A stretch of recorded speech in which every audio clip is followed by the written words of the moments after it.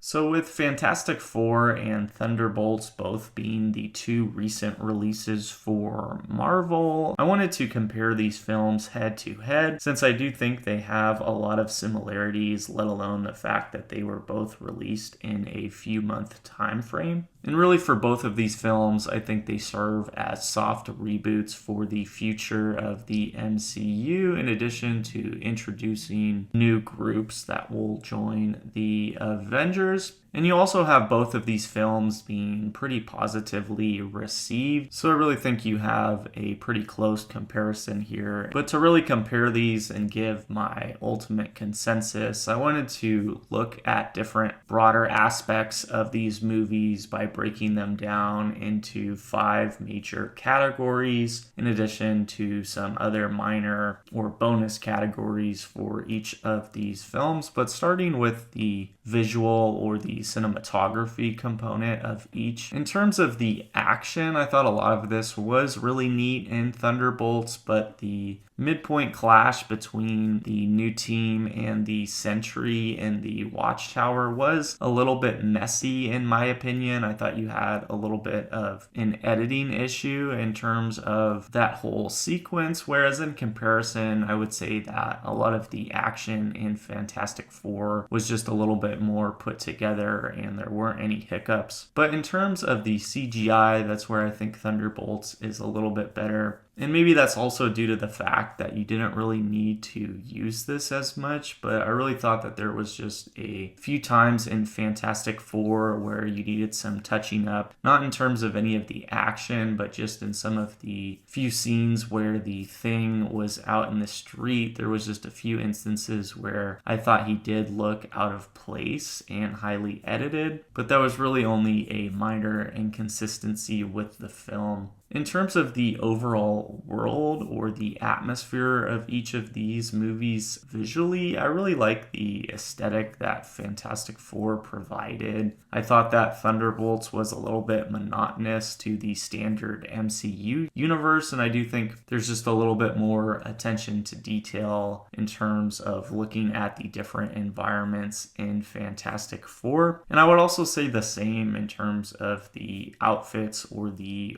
wardrobe. I really like the more traditional costumes for the Fantastic Four that are a nod to the original comics, and I thought Thunderbolts in comparison was just a little bit more plain. Maybe some of that was the point. At the same time, I still thought some of the costumes were just a little superficial, but in terms of just how they both looked in terms of lighting or color, I thought you had a good job here for both of these, and they really captured the more typical bright Marvel lighting. But again, overall, I think just really due to the atmosphere of Fantastic Four, I think that's really where you have to pivot between these two movies. Looking at the overall plot, breaking these down into the 3-act structure, I thought for the first act that both films were pretty clever in introducing us to each of these new groups. I really liked how Thunderbolts pinned the characters against each other, which led to them having to work together to escape. And I also really liked how Fantastic Four used the television broadcast sequence to both summarize their origin and to show their highlights from their first few years as superheroes. So I would say both films are effective here. For the second act, I thought both were still engaging here as well. I liked how both Bucky and the Red Guardian are brought into the Thunderbolts in the desert sequence, and I especially liked the space sequence with the Fantastic Four going up to meet Galactus and then having the big chase back to Earth along with the simultaneous birth of Franklin. If I had to give it to one film, I do think that this is really where Fantastic Four shines. But for the third act, I thought both films fell a little bit in quality. I thought they both were a little bit